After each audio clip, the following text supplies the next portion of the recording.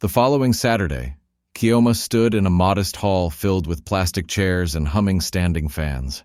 About 25 women had gathered, some elderly, some young, a few with babies resting on their laps.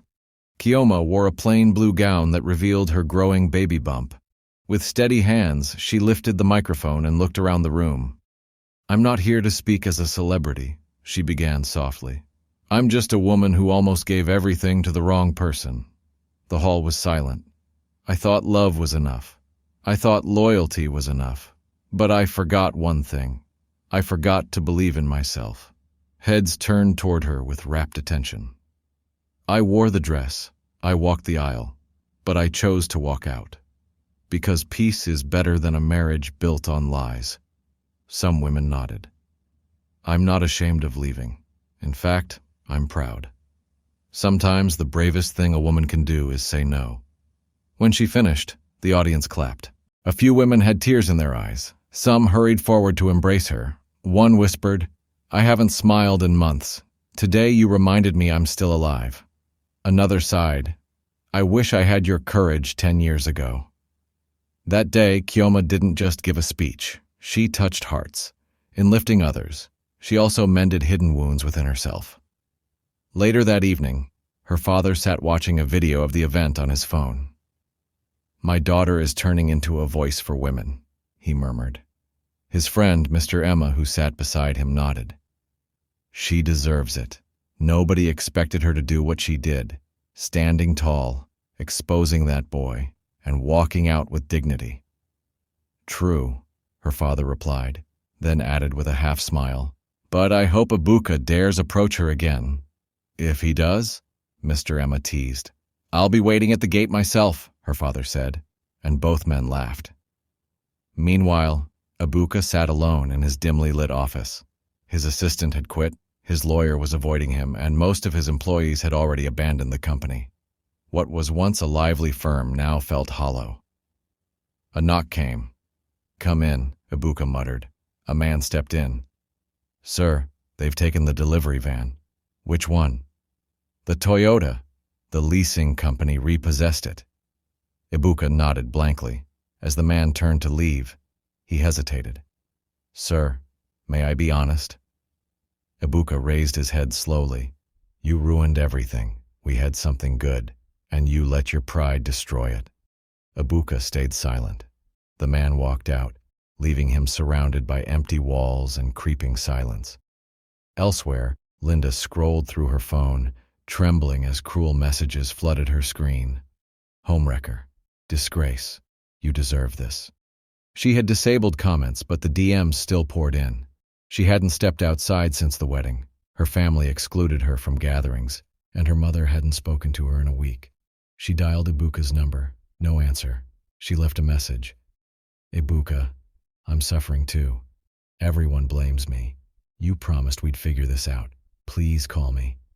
Dropping the phone, she buried her face in her pillow, but no one came. Kioma, however, had begun a new rhythm. She wrote, not just blog posts, but heartfelt letters in reply to women who reached out. She printed them, signed them, and mailed them personally. Her blog, The Bride Who Walked Away, grew to over 20,000 followers. She shared real stories, and in return, women shared theirs. One day, she received a message from a 17-year-old named Peace. "My uncle has been abusing me for months. I was scared to speak. But after reading your story, I told my aunt. She took me away. Thank you." Kioma's eyes filled with tears. She realized that what once shattered her was now helping others heal, and that was more valuable than anything she had lost. One evening, she massaged coconut oil on her belly while video chatting with her best friend, Udu. "So you're really not planning to date again?" Udu teased. Kioma chuckled. "I never said that. I'm just not searching. My focus is me, this baby, and my peace." "Well, the way men are buzzing online, they're definitely searching for you," Udu laughed. "Let them search," Kioma smiled. "You're glowing, girl." "It's the peace," Kioma replied warmly. That night, before sleep, she whispered to her unborn child, "You were never a mistake. You are the best thing that came from the worst moment. I'll protect you and show you what it means to be strong." For the first time in weeks, she slept deeply. No nightmares, no tears, just rest. The once proud office of Ibuka Solutions Ltd now stood in ruins. The signboard dangled, the reception was stripped, and the air conditioner was dead. Ibuka walked in carrying a brown envelope. His beard was unkempt, his shirt crumpled, shoes covered in dust. He pushed open his old office door, only to find the desk draped in a white cloth, half cleared. He sat heavily, hands covering his face. Everything was gone: staff, investors, clients, even his leased laptop. Earlier that week, his last investor had called. "Ibuka, we can't continue. Your name is poison for business."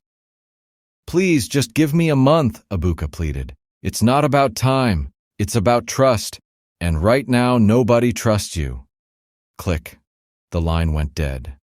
One by one, clients had withdrawn, deals were canceled, and his reputation collapsed. At night, he dragged his suitcase back to his parents' house in the village. His mother, Mrs. Mardu, opened the gate, frowning. "So now you come home," she said coldly. "Mama, I'm tired," he muttered. "I'm tired too," she snapped. "Tired of my son's disgrace all over the internet. I warned you about Linda, but you thought you were wise." He lowered himself into a chair.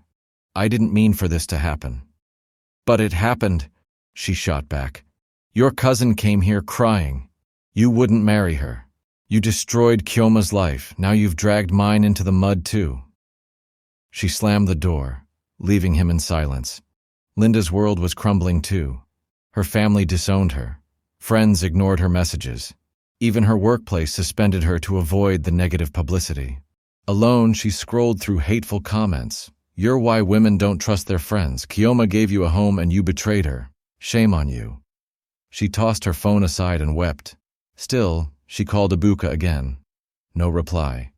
She texted, "We made a mistake, but you promised me something real. Please don't leave me too." Silence. She curled on the floor, hugging her knees. Meanwhile, Kioma was resting on her couch when Udu rushed in, holding her phone. "You need to see this," she said. Kioma took the phone. The headline read, "Ibuka's company shuts down after scandal." She read carefully, then handed it back. "I'm not surprised." "People are saying you ruined him," Udu remarked. Kioma shook her head. "I didn't ruin him. He ruined himself." "True," Udu agreed. "But it must feel strange." Kioma rested her palm on her belly. "It feels like justice." They sat quietly for a moment. Then Udu smirked. "By the way, some men have been asking if you're single." Kioma laughed. "Tell them to rest. I'm still healing." "Fair enough. But one even said he'll wait until after you give birth." Kioma only smiled and said nothing. That evening, Kioma received a message from someone she hadn't spoken to in a very long time, Ibuka's younger sister, Kamzi. "Kioma, I know my brother wronged you. You have no reason to ever speak with my family again, but I just want to thank you. You did the right thing, and I wish you peace." Kioma stared at the message for a while before typing back, "Thank you, Kamzi. That means more than you know." The next day, Kioma met with Auntie Neka, a well-known women's rights advocate, at a quiet cafe. Auntie Neka had been following her story online.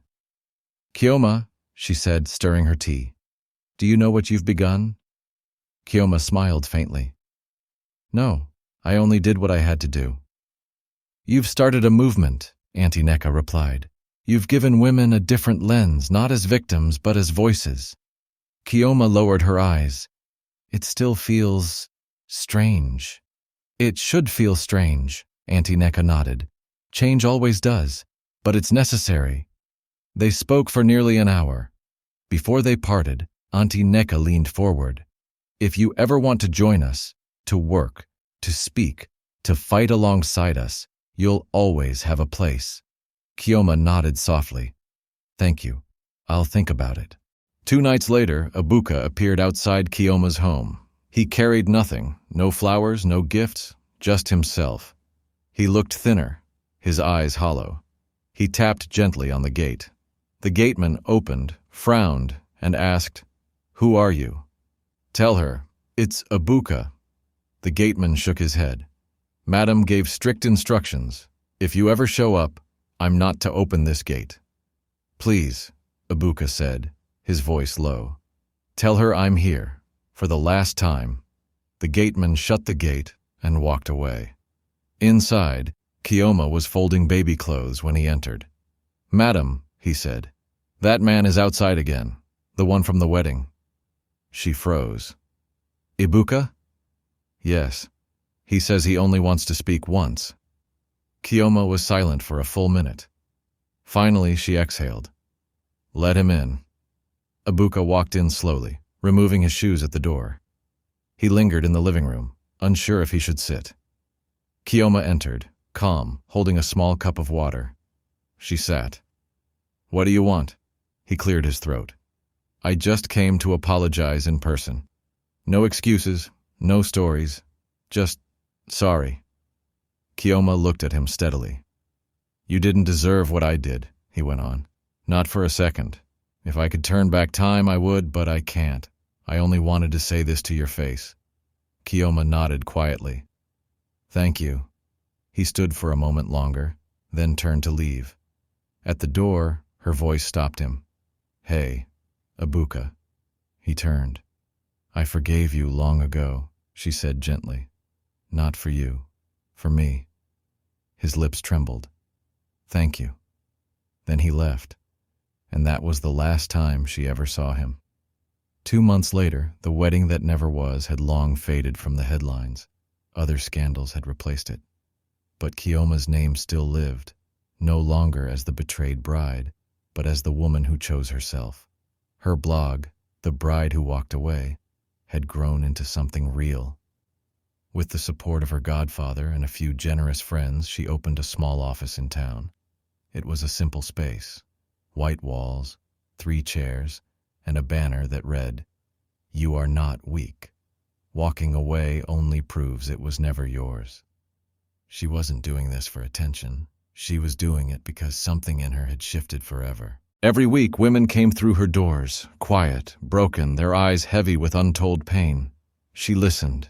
She shared her story when it fit.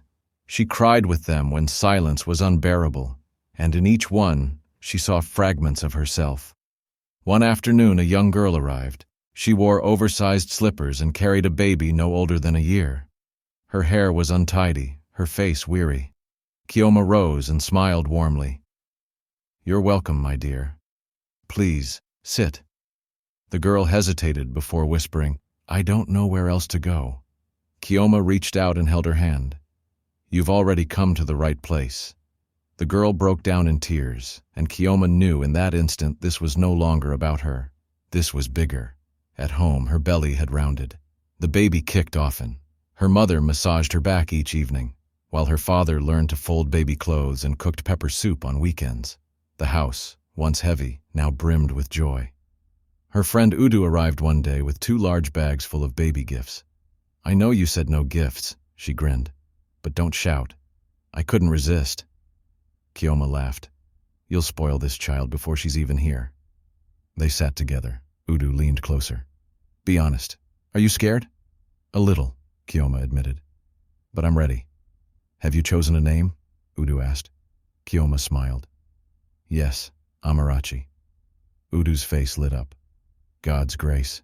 Yes, Kioma nodded. Because that's what she is. The night labor began. Rain pounded hard against the roof. Kioma was folding towels when the pain struck, sharp and sudden.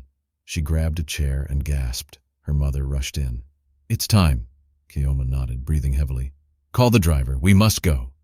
Within minutes, they were on the road. Her father sat beside her, gripping her hand.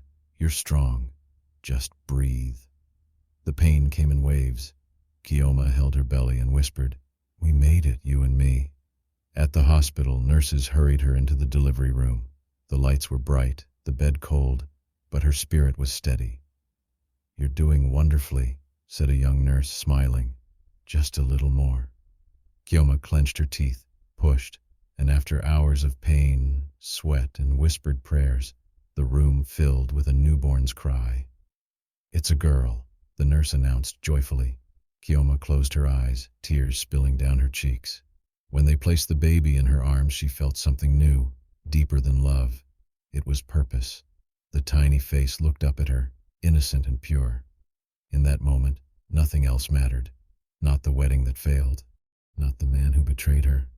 Only this child, Amarachi.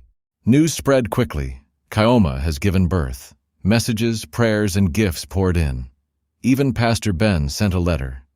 You may not have stood at the altar, but you have walked into something far greater. May God bless you and your daughter. Kioma read the words and smiled. A week later, Kioma sat under the shade of a tree in their compound, gently nursing Amarachi. Her father walked up with a folded newspaper in his hand. Your story is on the front page again, he said, handing it to her. Kioma glanced at the headline. From Broken Bride to Brave Mother. The Journey of Kioma and Baby Amarachi. She chuckled. They'll soon get tired of this. Her father smiled warmly. Not when the world is watching a queen rise. As the weeks rolled by, Kioma continued her work. She returned to her small office, baby carrier strapped to her chest. Every visitor who came wanted to hold Amarachi, but Kioma always reminded them, you can, but only if your hands are clean and your heart is kind. She started writing again. Her latest book, The Vows I Kept for Myself, was released online and quickly became a small bestseller within its first week. Not long after, she received an invitation to speak at a university conference. On the day she stood on stage, Amarachi sleeping soundly against her chest. The hall was packed, students, lecturers, mothers, and even some fathers. Kioma took the microphone and spoke calmly. My name is Kioma. Once I was meant to be someone's wife, but I chose something greater. I chose to be myself. The audience clapped. I was pregnant, in love, and blind, but then I saw the truth and walked away. That walk changed my life. She paused, her voice steady. Leaving doesn't make you weak. It means you know your worth. Never be afraid to walk away from a place where you are not valued. The hall erupted in applause.